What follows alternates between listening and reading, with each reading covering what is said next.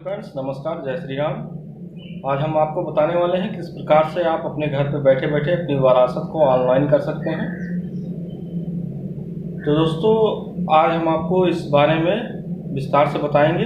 कृपया हमारे वीडियो को पूरा देखें और आपको जो भी समस्या आ रही हो कृपया हमारे मैसेज बॉक्स में आप मैसेज करके हमसे संपर्क कर सकते हैं। ठीक है दोस्तों, देर ना करते हुए हम चलते हैं अपने वीडियो की तरफ। तो दोस्तों, पहले हमें अपने ब्राउज़र को ओपन कर लेना है। उसके बाद हमें सर्च बार में चले जाना है। सर्च बार में जाने के बाद यहाँ हमें लिखना है board of revenue. Board of revenue लिखने के बाद हमें इंटर कर देना है।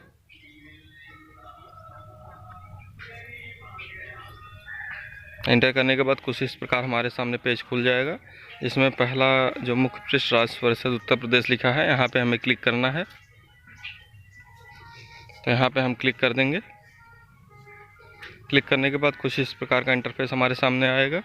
इसमें हमें राजस्व परिषद राजस्व न्यायालय कंप्यूटर की प्रबंधन प्रणाली पर क्लिक कर देना है। ये देख लीजिए आप।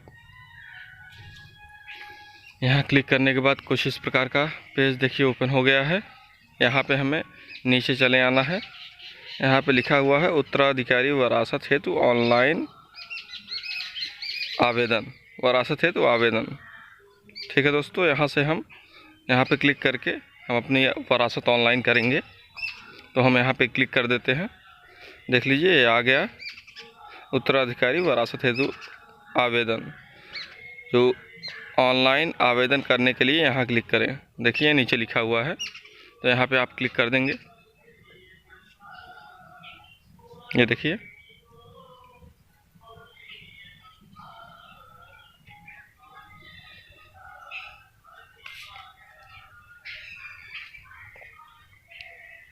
तो यहाँ पे हम क्लिक कर देते हैं। क्लिक करने के बाद देख लीजिए कुछ इस प्रकार का पेज हमारे सामने खुल गया है। यहाँ पे हमें अपना मोबाइल नंबर डालना है।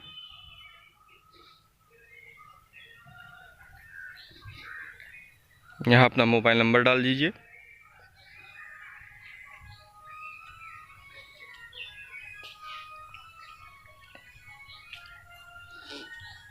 ध्यान रखिएगा कि जो मोबाइल नंबर आपके पास हो वही डालिएगा, क्योंकि उसमें OTP जाएगी। OTP डालने के बाद ही आपका ये जो है खुलेगा। यहाँ पे आप क्लिक करके OTP अपने मोबाइल पे भेज सकते हैं। उसके बाद आपके मोबाइल में OTP चली गई होगी। अब यहाँ पे आप अपना OTP डाल दीजिए।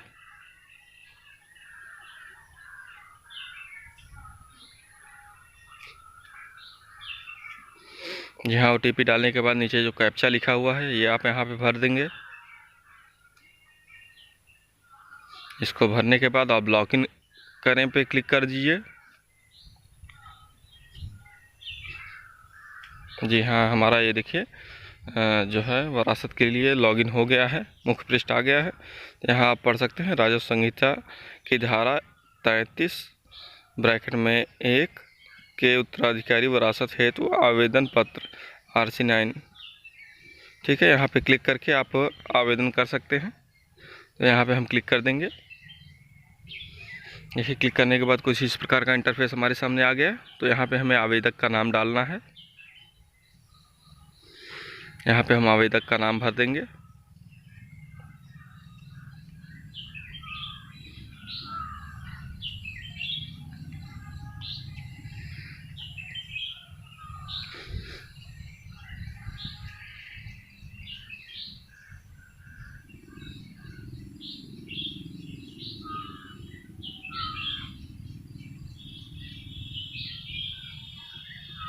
आवेदक के पति पिता का नाम यहाँ पे भर देंगे। आवेदक अगर महिला है तो पति का नाम रहेगा, अगर पुरुष है तो उसके पिता का नाम रहेगा यहाँ पे।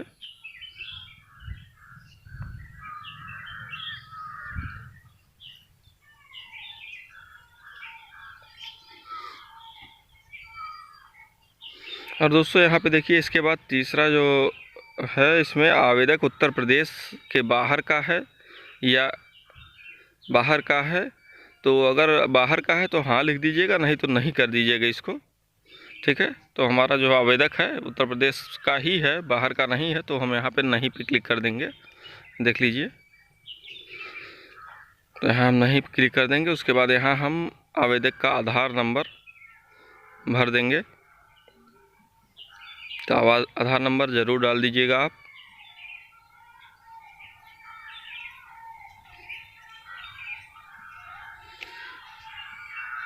देखिए, लॉगिन तो कोई भी बना सकता है, ठीक है ना। लॉगिन आप बना करके आप ऑनलाइन किसी का भी कर सकते हैं, अपनी मतलब दुकान हो या आपकी या कुछ भी हो, लेकिन अंदर जो है आवेदन ऑनलाइन करते समय आवेदक का ही मोबाइल नंबर डालें, क्योंकि एक लॉगिन बनाने के बाद उसी लॉगिन से आप कई आवेदन ऑनलाइन कर सकते हैं। तो यहाँ पे हम मोबाइल नंबर आवेदक का डाल दिए हैं। उसके बाद हमने अपना मंडल चुन लिया है। यहाँ पे हम अपना ज़िला चुनेंगे। ज़िला चुनने के बाद अपनी तहसील चुन लेते हैं। उसके बाद यहाँ अपना आवेदक का पूरे ग्राम का नाम यहाँ पे हम डाल देते हैं, आवेदक का जो भी ग्राम हो।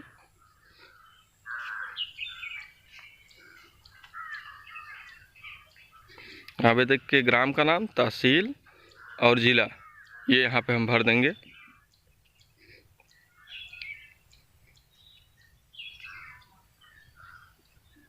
उसके बाद सुरक्षित कर देंगे। सुरक्षित करने के बाद देखिए दूसरा पेज हमारे सामने खुल गया है। तो यहाँ पे उत्तराधिकारी का प्रकार, मतलब किस प्रकार से उत्तराधिकारी कौन है, क्या पुरुष खातेदार है या महिला खातेदार है, जिसके खतौनी में नाम है, जिसकी विरासत होना है, तो वो आप चुन लेंगे। अगर पुरुष खातेदार है तो पुरुष पे क्लिक कर देंगे, नहीं तो महिला पे कर देंगे। उसके बाद यहाँ खातेदार की मृत्यु, ये इनकी विरासत होनी हो, इनकी मृत्यु हो गई है, इसलिए यहाँ पे हम मृत्यु चुन लेंगे। उसके बाद यहाँ पे आप खातेदार का नाम जो है डाल देंगे,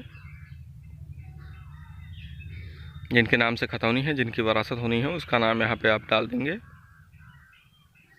उसके बाद ये मृतक की तिथि, कब इनकी मृत्यु हुई है खातेदार की, वो यहाँ पे चुन लेंगे।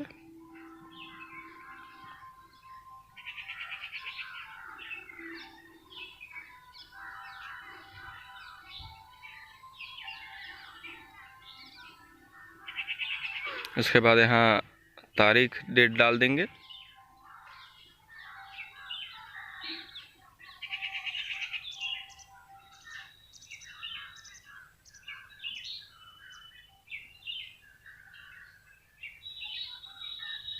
तो आप ऊपर कैलेंडर दिया हुआ है, इसमें से भी चुन सकते हैं, अपने हाथ से भी लिख सकते हैं, लेकिन यही फॉर्मेट है जिसमें हम लिख रहे हैं, देख लीजिएगा आप।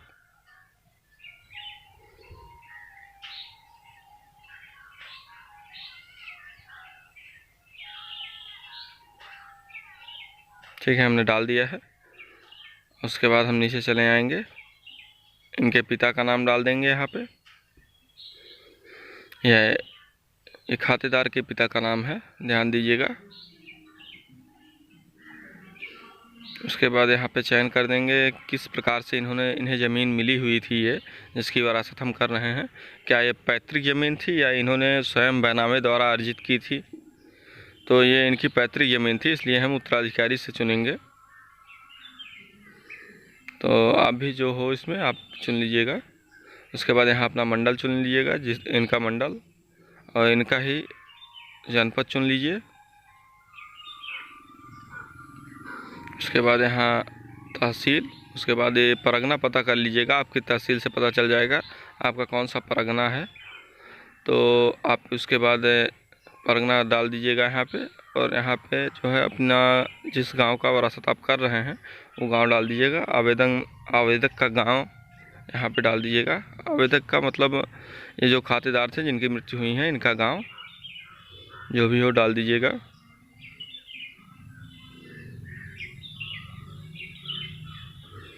देखिएगा ये आवेदक नहीं है क्योंकि इनकी मृत्यु हो गई है, ठीक है।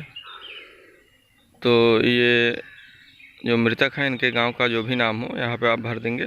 उसके बाद यहाँ आप लिख भी दीजिएगा।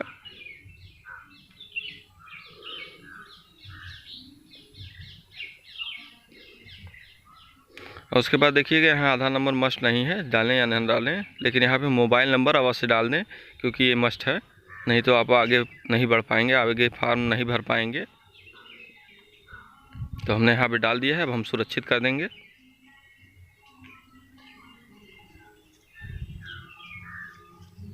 सुरक्षित कर दिया हमने। देखिए तीसरा पेज हमारे सामने ओपन हो गया है। यहाँ से हमें खतौनी भरनी है, तो हम यहाँ से मंडल पहले चुन लेंगे। जो भी आपका मंडल हो आप चुन लीजिएगा। उसके बाद अपना ज़िला चुन लीजिएगा।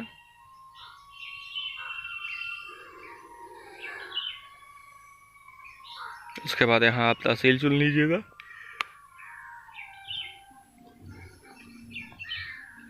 तहसील चुनने के बाद परगना हमने बताया था, अपने तहसील से पता करके यहाँ पे भर दीजिएगा। उसके बाद जिस गांव की खतौनियाँ हैं, जिस गांव की वरासत होनी है, यहाँ वरासत आप वो गांव चुन लेंगे।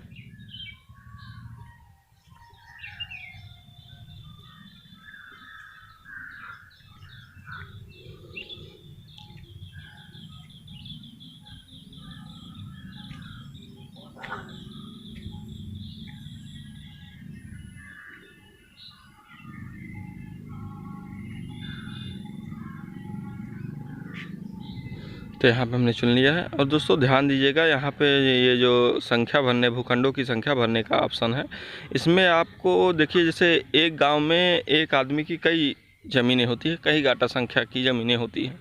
तो यहाँ पे आप जितने गाटा संख्या चुनेंगे, जैसे हमारे पास 2 है तो हम 2 चुनेंगे, तभी 2 ही लेगा, नहीं तो अगर एक उसमें रहेगा तो एक ही गाटा संख्या आपका इसमें लेगा। तो ठीक है, इसमें हम अपना गाटा संख्या डाल देते हैं।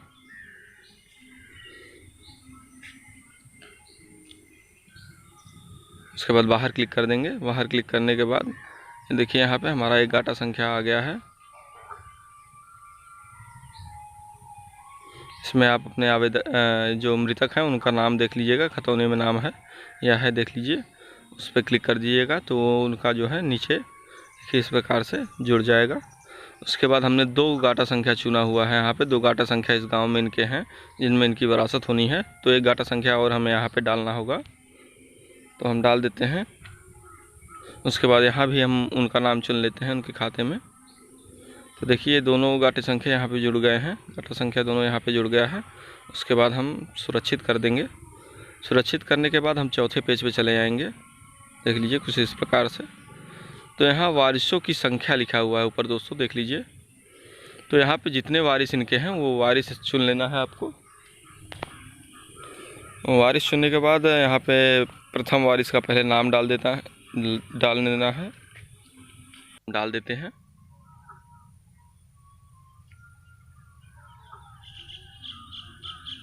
उसके बाद यहाँ पे पति का, संरक्षक का, पिता का जो भी नाम हो, इनकी शादी हो गई हो तो पति का नाम डालेंगे, नहीं तो पिता का नाम डालेंगे। अगर ये नाबालिग है तो संरक्षक में जिसका नाम हो वो डाल दीजिएगा। तो ये नाबालिग नहीं है, इसलिए इनके पति का नाम हम यहाँ पे डाल देते हैं। इनकी उम्र हम यहाँ से चुन लेते हैं, कितनी उम्र है, उम्र भी डाल देते हैं।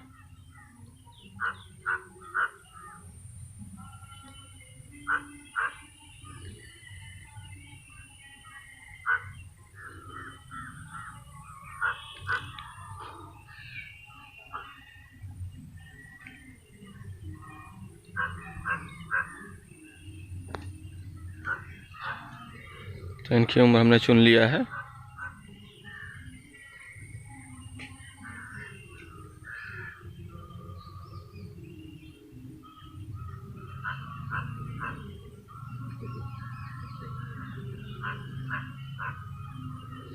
और यहाँ पे हमें किस आधार पे इनकी विरासत होनी है, ये क्या लगती हैं जो मृतक हैं, यहाँ पे उनका संबंध चुनना है हमें। ठीक है दोस्तों, तो यहाँ पे हम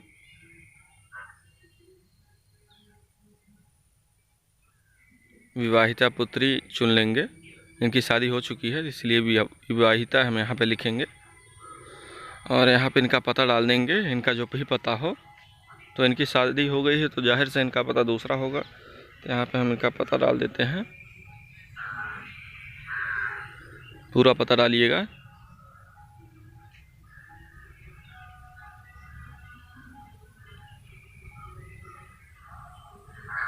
उसके बाद वारिस जोड़े पे क्लिक कर देंगे तो यहाँ ये नीचे जुड़ जाएंगे इनके वारिसों में।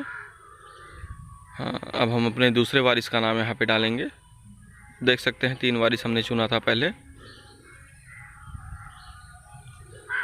तो हम यहाँ इनके दूसरे वारिस का नाम डाल देते हैं।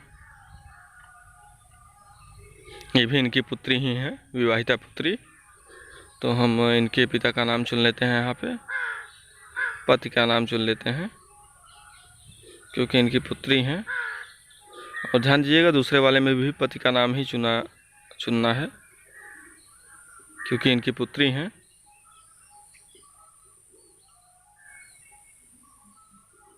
तो यहाँ से हम चुन लेते हैं इनकी आयु।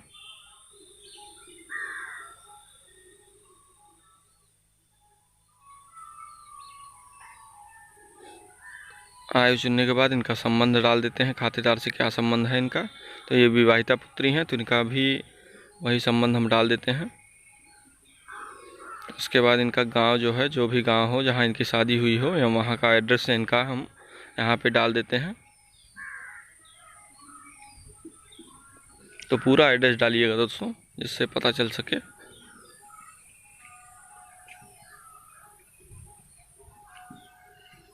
उसके बाद इन्हें भी जोड़ देना है यहाँ पे।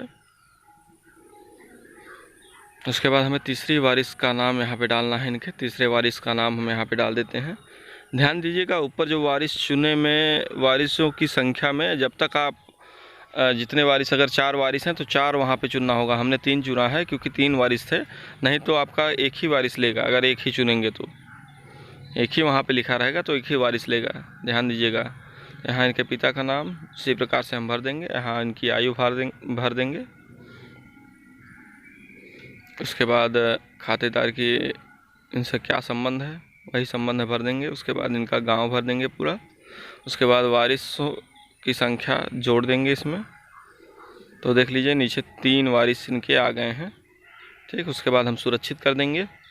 ध्यान दीजिएगा कहीं आपका फॉर्म अगर गलत हो गया है तो उसे फिर से आप संशोधन कर सकते हैं। बगल देखिए संशोधन का भी ऑप्शन दिया हुआ है।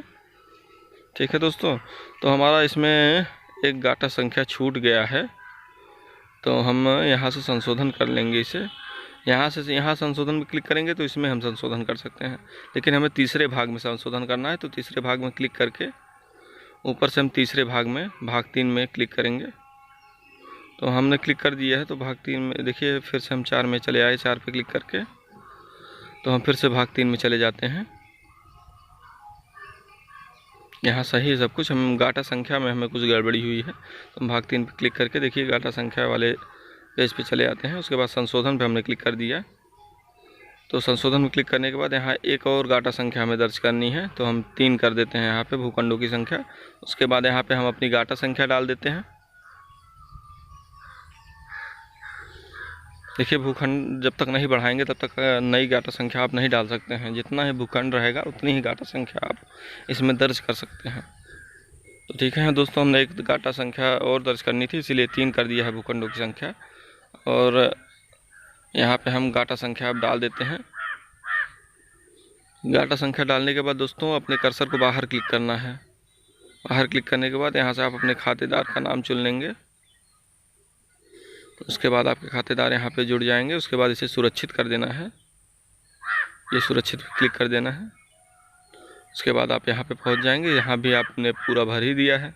अगर कुछ गलत हो संशोधन पे क्लिक करके सही कर लेंगे, अन्यथा आप यहाँ पे सुरक्षित पे क्लिक कर देंगे।